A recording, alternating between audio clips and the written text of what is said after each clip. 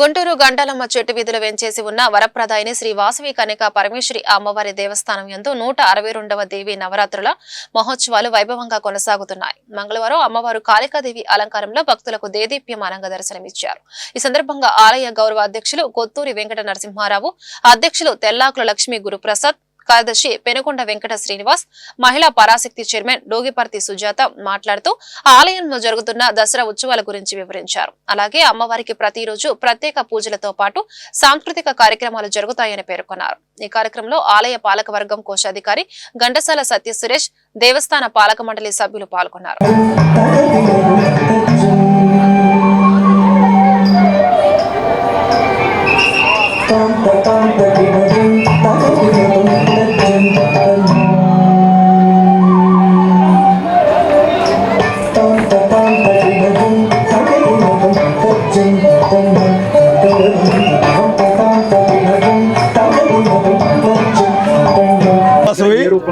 గుంటూరు గంటలమ్మ చెట్టు వీధిలో వేంచేసి ఉన్న వరప్రదాయిని వాసవి కన్యకా పరమేశ్వరి అమ్మవారి దేవస్థానం 162వ దసరా నవరాత్రుల్లో భాగంగా ఈ రోజు 6వ రోజు శ్రీ కాళికాదేవి అలంకారం.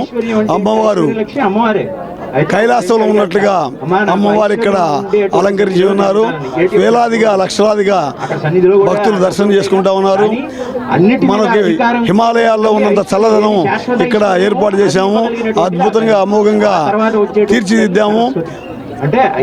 కైలాసం ఇక్కడ దిగొచ్చిందా అన్నట్లుగా ఇక్కడ ఏర్పాటు చేశాము. ఎంతో మంది భక్తులు రాత్రి 12 గంటలకు దర్శనం చేసుకున్నారు. గుంటూరు నగర ప్రజలు ఒక్కసారైనా సరే ఈ యొక్క దేవాలయం దర్శించిందిగా మేము కోరుకుంటున్నాము. ఇటువంటి అవకాశం మళ్ళీ ఈ సంవత్సరం ఇంకా 4-5 రోజులే ఉంది కాబట్టి కంపల్సరీగా రావాల్సిందిగా కోరుకుంటున్నాము. రేపు అమ్మవారి జన్మ నక్షత్రం మూలా నక్షత్రం, శ్రీ సరస్వతీ దేవి అలంకారం.